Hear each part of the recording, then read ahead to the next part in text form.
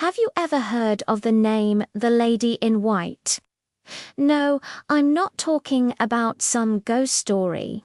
I'm talking about a real-life hero, a woman who walked into a blazing inferno not once, but 5 times, all to save priceless works of art.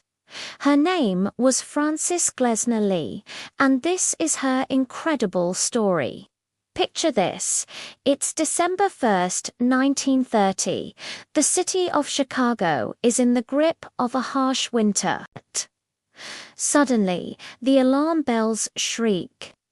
A massive fire has broken out at the Civic Opera building, a grand structure housing not just the opera, but also offices and, most importantly, the Art Institute of Chicago's new gallery.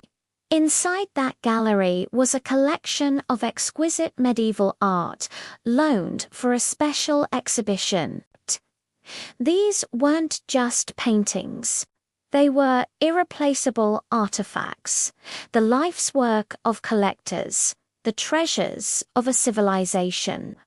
As firefighters battled the roaring flames, a frantic telegram reached Frances Glessner Lee, one of the primary lenders to the exhibition. Her personal collection, including priceless tapestries and sculptures, was inside that burning building. Most people would have been paralyzed by fear, waiting helplessly for news. But Frances was not most people. Without a moment's hesitation, she raced to the scene. The building was a nightmare of smoke, heat, and collapsing structures. Firefighters were cordoning off the area, warning everyone to stay back.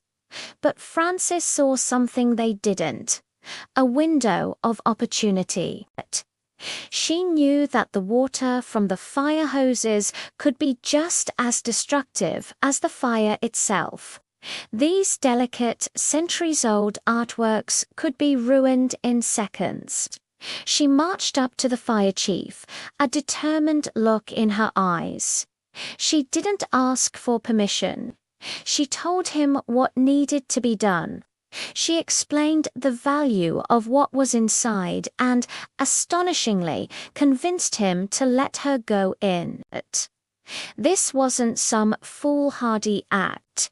It was a calculated risk by a woman who knew her collection better than anyone. So, while smoke billowed around her and embers rained down, Frances Glessner Lee, a society lady in her 50s, walked into the burning building. She wasn't a firefighter, she had no protective gear, but she had a mission. Guided by the firefighters' water-soaked coats and flashlights, she navigated the treacherous, smoke-filled corridors. She pointed out the most valuable pieces, directing the rescue operation with a calm authority that amazed everyone present. One trip wasn't enough. Again and again, she plunged back into the chaos. 5 times she entered the building, each time emerging with another rescued treasure. She was methodical, brave, and utterly focused. Her actions that day saved a significant portion of the collection from certain destruction. She didn't wait to be told. She didn't wait for a man to lead the way. She saw what needed to be done and did it herself. But here's the most fascinating part of her story. This act of bravery was just one chapter in an extraordinary life. Frances Glessner Lee is better known today as the mother of forensic science. She used her inheritance to establish the Department of Legal Medicine at Harvard and created the nutshell studies of unexplained death intricate. Dollhouse-sized dioramas of real crime scenes used to train homicide investigators. Her work revolutionized police training and is still used today. So the next time you think of a hero, don't just picture someone in a cape.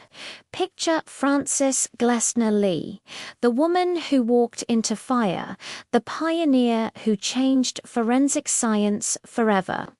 She proves that courage and intelligence can come in the most unexpected packages.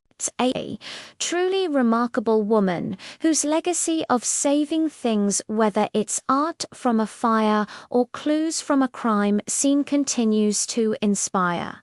Thanks for watching.